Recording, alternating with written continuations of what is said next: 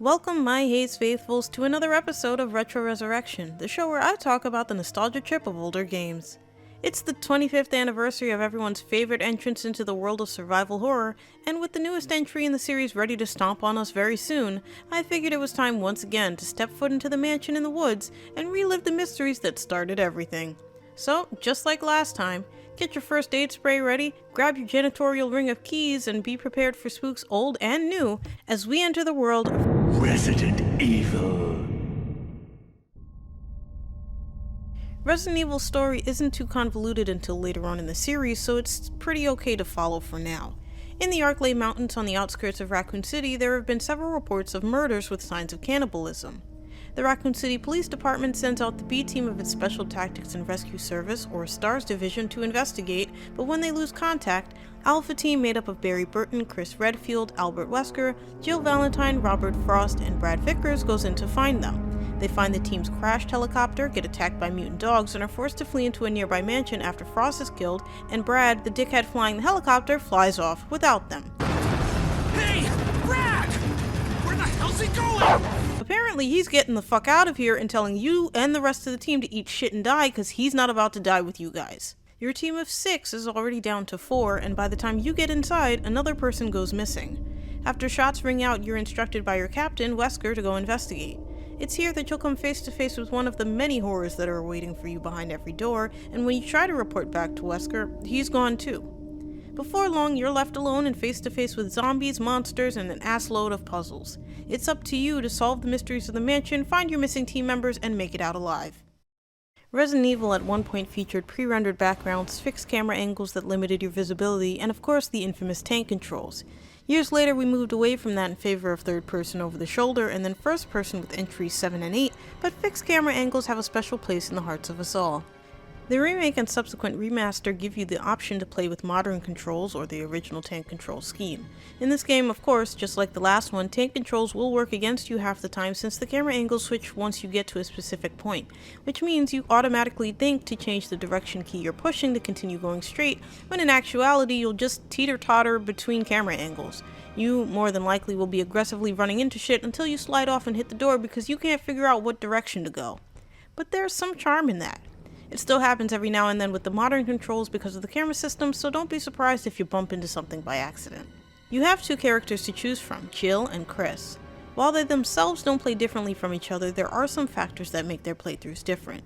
Jill, The master of unlocking, carries a lockpick that allows her to unlock specific doors, but Chris, later known for punching boulders and having arms the size of tree trunks, has to find small keys hidden throughout the mansion to get through those same doors. Every now and then you'll bump into a teammate, but I hope you like being alone because you're going to be by yourself a lot, and every time you think you're going to have someone to help, they will do some questionable shit and leave you to figure it out for yourself. But be careful about what you do and who you trust. Your actions do have consequences, not just for you, but for the members of your team as well. Your health is measured by this meter in your menu. You start out at fine, but as you get hurt, your health will drop to caution, yellow, and then orange, before dropping to danger, which means you're but one step away from this mansion being your final resting place. But you can replenish your health with green herbs or first aid sprays that you find. Your health will even show in the way your character moves depending on how hurt they are, holding their side or limping around. Jill is quicker to get hurt, but has an easier time getting away from enemies. Chris, however, is a bit bigger, so he can take more damage, but has a harder time slipping past enemies. Pardon me. Excuse me, sir. Don't mind me. Resident Evil sees your inventory limited to a certain number of slots, and you'll be spending a good chunk of your time reassessing your item slots to figure out what to pick up and what to come back for. In your inventory, you can check the map, examine and combine items to solve puzzles, free up space, heal yourself better, or even reload your gun. Your resources are also limited, with ammo being scarce and health items far and few between. With the plethora of undead beasties roaming around, you'll have to pick and choose when you get into a fight and when you make a break for it and hope for the best. In the original, you just have to hope you have enough health to risk taking a bite to get by, but the remake gives you one get-out-of-bite-free card with the addition of defensive items. They don't take up inventory space and they're used automatically when you're grabbed, so if you see one, don't be afraid to stash it for later. The game also adds a new danger into the mix, Crimson Heads. Usually once a zombie hits the floor, that's the end of him, move on. But in this game, dropping a zombie now doesn't mean he'll be dropped forever. If you return sometime later to that zombie's body, it'll rise up and attack faster and stronger than ever. So if you're not careful, you can have a house full of roided out zombies ready to take you down. Why don't I go this way anymore? This is way faster than going around the— oh fuck, that's why! Oh shit, gotta go! The only way to prevent this from happening is either A, don't kill anything, or B, fill up your canteen with gasoline and light them bitches up. You'll need a lighter as well, which will run you 2 item slots as Jill or 1 as Chris, since he gets the lighter instead of the lockpick. You can only use the canteen a few times before you have to refuel, and since your space is limited, you'll have to be careful about who you kill or where you kill them, and if you can go back to get rid of them before they become a problem. The puzzles in this game range from very simple to who the fuck would know that? But this game does a decent job of giving you the hints to figure it out for yourself. Scattered throughout the rooms are notes left behind from the past. While they usually give you a good amount of lore and exposition, some of them also give hints as to how you solve a puzzle you either haven't seen yet or saw and didn't know how to solve. You'll also be checking every item you come across in your inventory because sometimes a book is hiding a medallion inside, or this brooch is really an imitation key that you need to get the real one. By this point, you're probably 1 bite away from permanent retirement and have no item slots for health items, or just want a fucking break from all the nonsense you just witnessed. So you stumble into the next room and hear smooth, calming, yet slightly unsettling music. Congratulations, you found yourself a safe room. These literal godsend rooms are completely safe for you to catch your breath and are just evenly spaced enough to be there right when you need it. Here, you'll find a giant item box which you can use to store items for later, and they link between rooms so you don't have to worry about what item you left in which box. And because this game is 75% backtracking and checking your map, you'll be running between puzzle and item box when you finally come across that puzzle that needs this jewel you found 20 minutes ago and just put away because you needed the space. Also found in the safe room is your handy dandy typewriter. This hunk of moving parts allows you to save your game, but only if you have ink ribbons with you, which you'll find scattered around, but every now and then the game will throw you a bone and put a few right next to a typewriter. So unless you're ready to start this game all the way from the beginning or lose hours of progress to a zombie you didn't see, you'd better get to typing. So you've run around the mansion, seen some shit you'd rather forget, dodged monsters, made 6 or 7 trips between save rooms and a particular puzzle, tried keys on every door you come across, and have slowly been figuring out pieces of the story. It turns out that the monsters found in the mansion are the work of illegal experiments of the T-virus, conducted by the pharmaceutical company known as Umbrella, who have an iron-fisted grip on all of Raccoon City. Eventually you'll come across a member of Bravo team who will warn you about a traitor in your midst.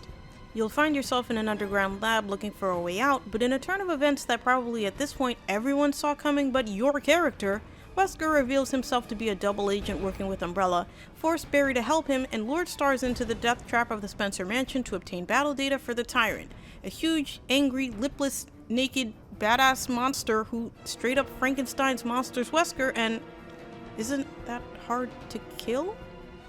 Well, look, after all the shit I've seen today, that's fine, I'll take it.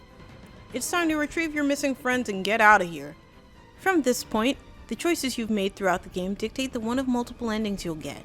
Leaving someone to die in the beginning means they won't show up to help later, and that can be the deciding factor on whether you get one ending over the other. But for the sake of this review, we'll stick to the good ending. Barry has redeemed himself, and Chris is on the verge of being rescued when the self-destruct sequence has been started. With no time to waste, you rush to the elevator that will take you up to the helipad and send off a flare to alert Brad, who has been circling the mansion like an idiot for God knows how long. But before he can reach you, Tyrant bursts through the ground, smacks Chris into next week, and is heading for Barry next. Not to mention the countdown that's racing above your head. If you're not careful and don't help your friends in time, you might wind up sending everyone else home in a body bag right at the end. After pumping some lead into our naked friend, Brad will drop down an RPG to settle things once and for all. You and your friends escape the mansion just before it explodes in a glorious fireball and ride off into the rising sun to go see a therapist for the severe case of PTSD you're all about to suffer from.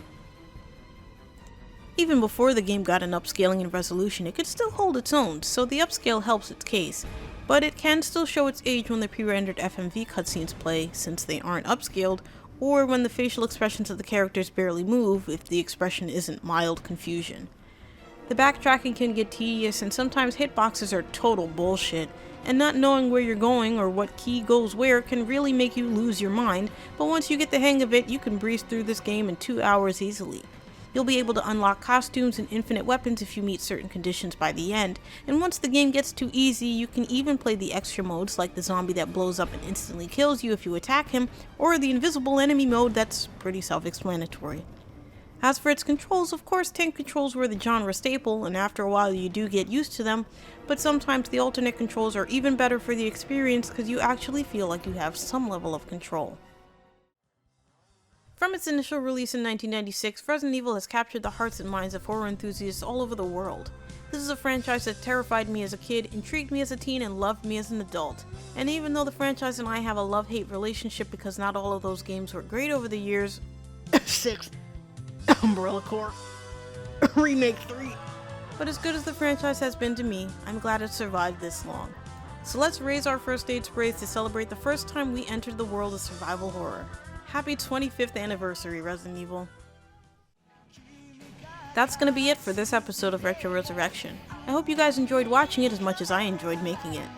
Let me know what you think in the comments below, leave us a like if you think we did a decent job, and share with your friends. And if you want to see more, then subscribe and become a Haze faithful. And don't forget to click that bell icon so that you get notified of when I upload so you don't want to miss out.